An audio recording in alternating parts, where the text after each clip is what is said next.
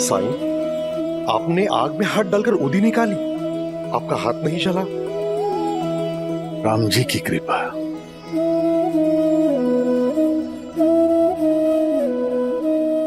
साईं, आप तो इतने चमत्कार करते हैं, तो कोई चमत्कार करके मुझे अभी मेरे बेटे से क्यों नहीं मिलवा सकते? इतने साल उससे दूर रहा हूं, अब सब्र नहीं होता। मेरा उद्देश्य सिर्फ आप दोनों को मिलाना नहीं है, आप दोनों के बीच के मतभेद को खत्म करना भी है। इसी में सबकी भलाई है। मैं आपकी बात समझ रहा हूं साईं, लेकिन अपने मन को कैसे समझाऊं? मन तो सब्र नहीं कर सकता है ना। आप खाली बैठे हैं, इसलिए मन में ऐसे विचार आ रहे हैं। जब तक आपका बेटा नहीं मिलता, अपने आप को व्यस्त रखने के लिए आप कुछ काम क्यों नहीं कर लेते? कैसा काम साईं?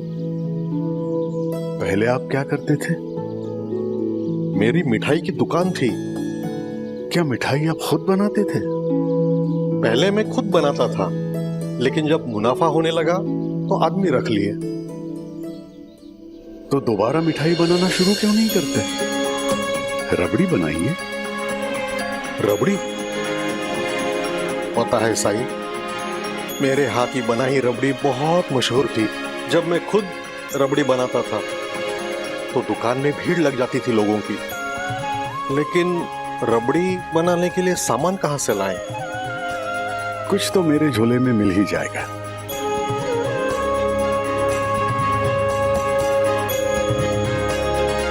उसे आप इसमें खाली कर दीजिए।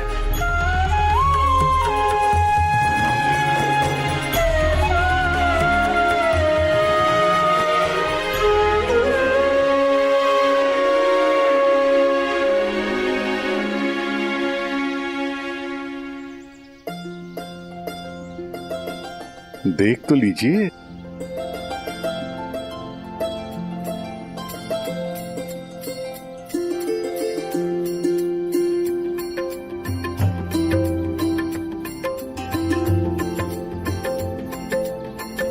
और भी है।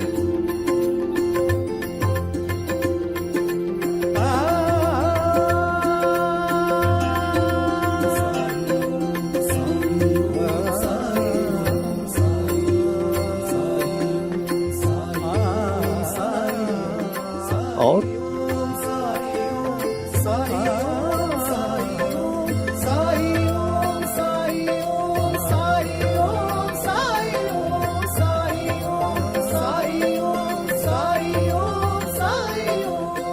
बस बस, इतना ही है।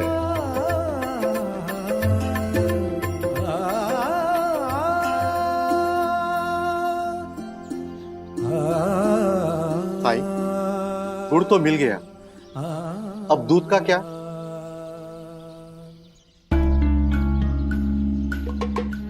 बेटा केवल, कोई तो बात जरूर है। आज सुबह तो काम पे से जल्दी लौटा और तब से उदास बैठा है। कहा ना कोई बात नहीं है, सब कुछ ठीक है। सब कुछ ठीक है तो हमारे पैसे क्यों नहीं दे रहा है? तो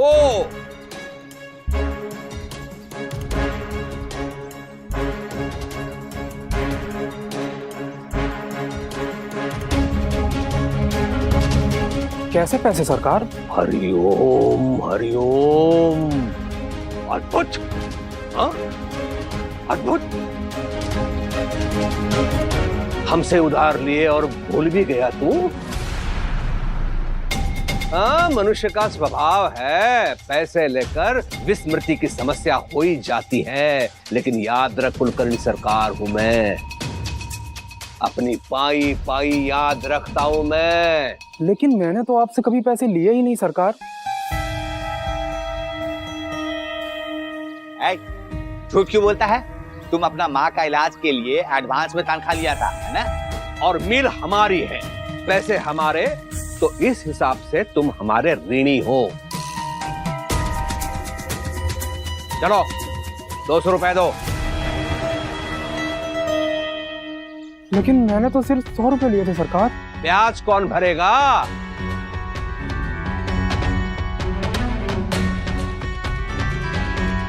सौ पे 100 रुपए ब्याज। भाई मिल हमारी, पैसे हमारे, हम जितना चाहे ब्याज ले, है कि नहीं? बिल्कुल। हाँ? ठीक है, मैं पैसे चुका दूंगा सरकार। कहाँ से चुकाएगा तू? हैं? चुका दूंगा? कहाँ से चुकाएगा? नौकरी तो चली गई तुम्हारी। गई नौकरी।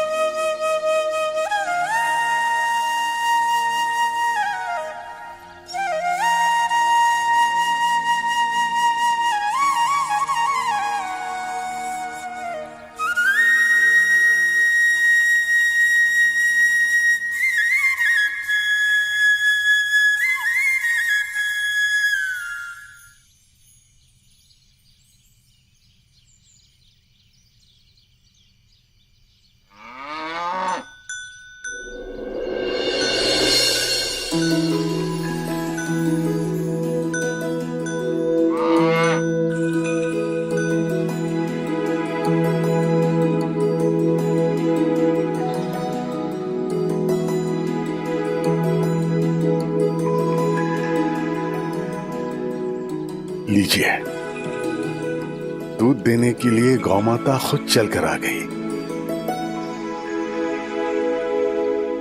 साईं, ताते ने कहा आपने बुलाया है। बैठिए पाटिल जी, आपको बुलाने का कारण जल्द ही समझ आ जाएगा।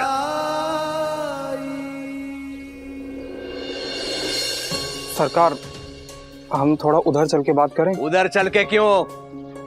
मुझे साक्षीदार चाहिए अपनी इस बातचीत के। बात यही होगी, पर तुम्हारे माँ बाप को भी तो पता चले अपना बेटा कितने पानी में है।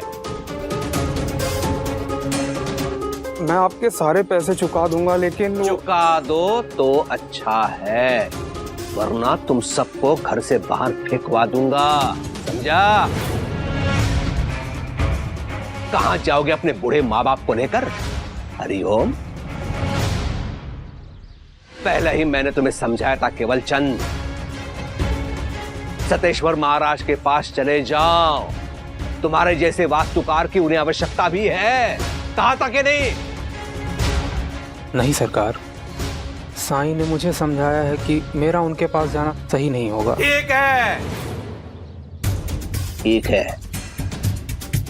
आज शाम तक पूरे पैसे लौटा देना। 200 रुपए, नहीं तो ये घर हमारा। आज शाम तक कैसे सरकार? जाकर अपने उस फकीर से पूछ, लेकिन चमचे कैसे चलके हैं? बड़ा आया है।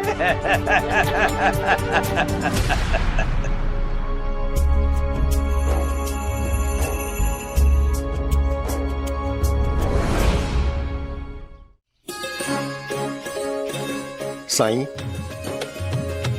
पूरी बाल्टी भर के दूध मिल गया।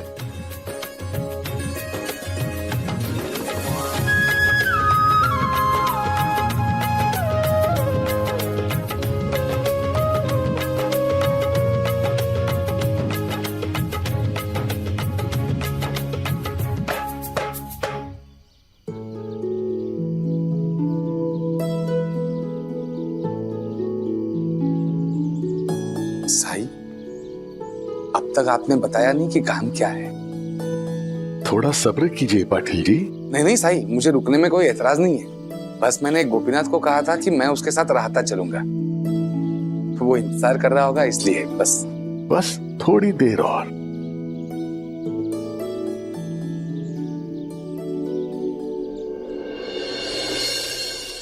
साईं,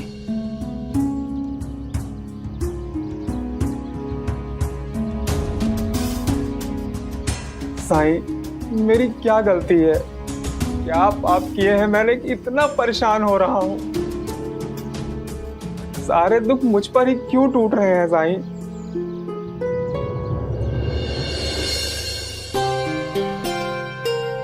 केवल सबके जीवन में सुख और दुख आते हैं।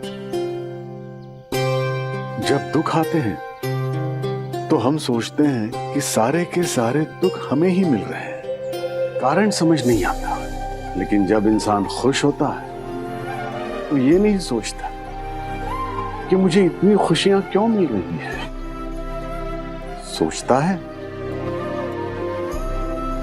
कितने इंसान ऐसे हैं जो तकलीफ में ईश्वर से सवाल पूछते हैं, ईश्वर पे सवाल उठाते हैं, दुख से बाहर निकलने के लिए ध्यान, जप, तप सब करते हैं,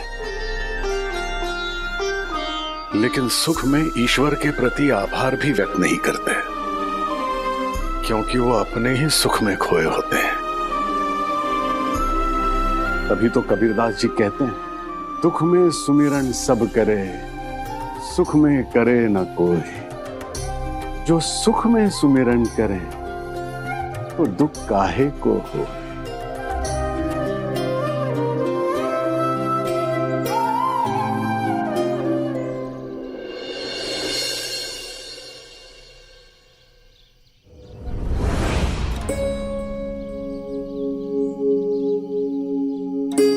अरे आइए आइए पंडित जी आइए। रामकिशन जी, मंदिर में दिवाली पूजा है, उसके लिए मिठाई दे दीजिए, भोग लगाना है। अरे पंडित जी को पहले मिठाई देना। त्योहार के कारण बिक्री अधिक होगी तो आपको काम भी बहुत होता होगा, इसीलिए तो हर काम के लिए लड़के रखे हैं। लेकिन पहले आप हमेशा महालक्ष्मी जी की पूजा के लिए खुद अपने हाथों से रबड़ी बनाते थे और महालक्ष्मी जी को प्रसाद चढ़ाते थे। उन्हीं की कृपा से आप इतने बड़े हलवाई बने हैं। अब कभी क्यों नहीं खुद अपने हाथों से मिठाई बनाते? पंडित जी, अब मैं हलवाई नहीं, मिठाई की दुकान का मालिक हूं। ये छोटे मोटे काम मैं नहीं करता। लेकिन लोगों को आपके हाथ की मिठाई पसंद है और भगवान को भी। अगर अच्छी लगती तो भगवान मुझे ऐसा मनहूस बेटा नहीं देता। जब से आया है पूरा ही बुरा हो रहा है। जी करता है उसे उठा के घर से बाहर फेंक दूं। उसके होते हुए अगर मिठाई बनाऊंगा ना तो वो भी खराब ही बनेगी।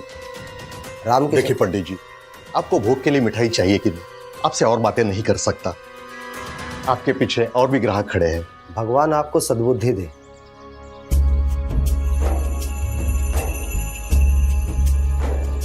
तो औरों को मिठाई दे। अरे अरे, आप लोग कहां जा रहे हैं? मिठाई तो लेते जाइए। कितना इंतजार करें आपके मिठाई के लिए? एक आदमी रखा है आपने। आपसे तो ये भी नहीं होता कि जब ज्यादा ग्राहक हो तो खुद मिठाई दे दे। रहने दीजिए, हम कहीं दूसरी जगह से ले लेंगे।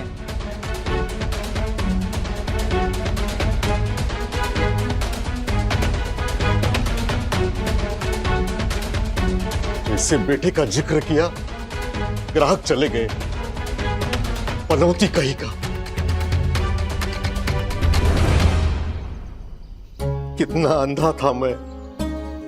ईश्वर का दिया कितना कुछ था मेरे पास, लेकिन अपनी घमंड के वजह से सब खो दिया और मैंने उसका दोष अपने बेटे को दिया। ईश्वर को प्रसाद चढ़ाना भी बंद किया, तभी तो ईश्वर ने मेरे साथ ये सब किया। क्या आपको लगता है कि ईश्वर जिसने इस ब्रह्मांड की रचना की इतना तुच्छ है कि प्रसाद ना चढ़ाने के लिए आपको सजा देगा?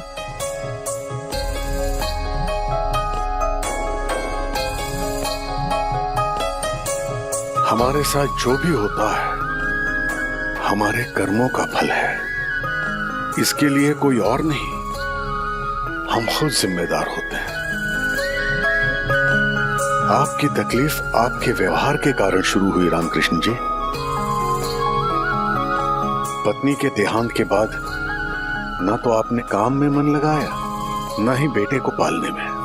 आप में जो दयाशीलता थी वो छोड़कर आप स्वार्थी बन गए, अपने बेटे के ही प्रति नहीं, अपने ग्राहकों के प्रति भी।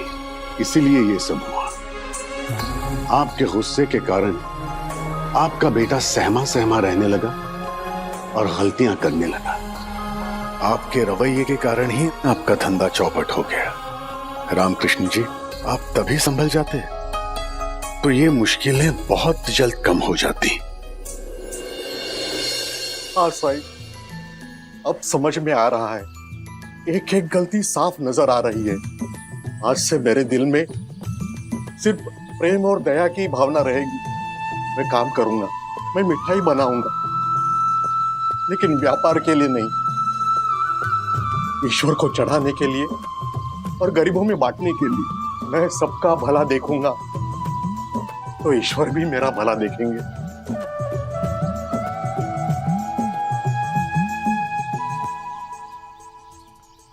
लेकिन साईं, मैंने तो ऐसा कुछ भी नहीं किया, बल्कि अपने सपने को अपने आई बाबा के खातिर कुर्बान कर दिया। इसीलिए तो तुम्हारे यहां आने से पहले ही तुम्हारे लिए सहायता पहुंच गई।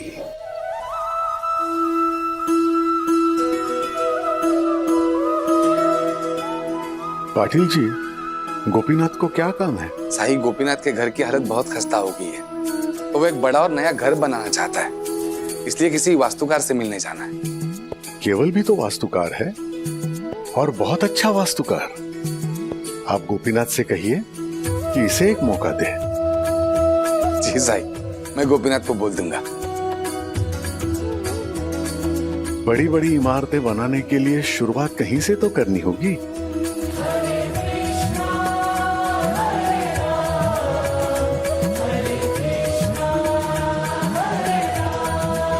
क्या गोपीनाथ जी कुछ पैसों का अग्रिम भुगतान कर सकते हैं? क्यों नहीं केवल, मुझे तो स्वयं गोपीनाथ ने कहा था कि जिस किसी को वो ये काम देगा उसको वो 200 रुपया पेशगी देगा।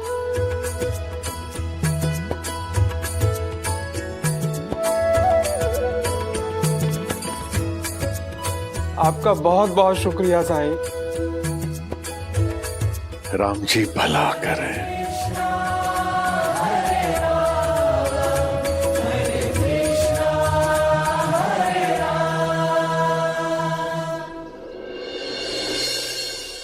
हरिओम हरिओम। एक तीर से दो निशाने साधे हैं मैंने बलवंत जी। केवल चंद को चारों ओर से घेर लिया है। अब सतेश्वर महाराज के पास जाने के अतिरिक्त कोई विकल्प नहीं छोड़ा है। सतेश्वर का काम भी हो जाएगा और उस फकीर की मात भी। हरिओम। ऐसा कुछ नहीं होगा सरकार।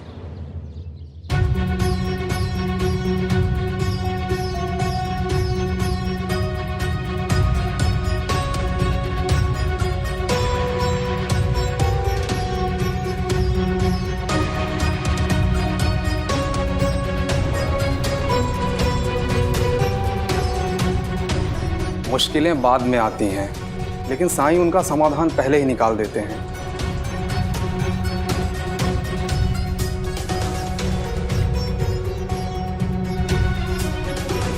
पूरे 200 रुपए। अब आपका और मेरा हिसाब बराबर।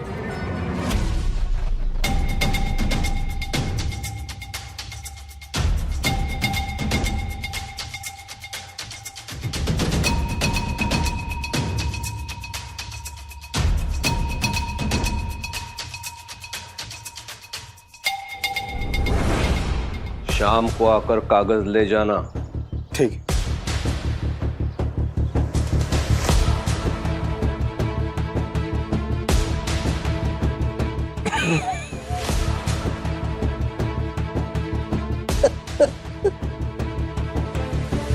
वाह वाह सरकार, आपकी चाल ने तो केवल चंद को एकदम सतेश्वर के कदमों में ही ला दिया। वाह वाह। इस बार मैं हार मानने वाला नहीं हूं बलवंत जी, देख लीजिए। अच्छा, मतलब क्या करने वाले हैं आप? कर चुका हूं।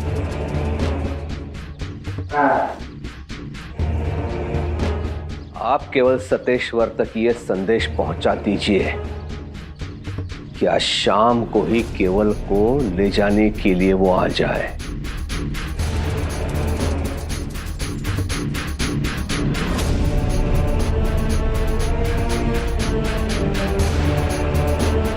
हरिओम।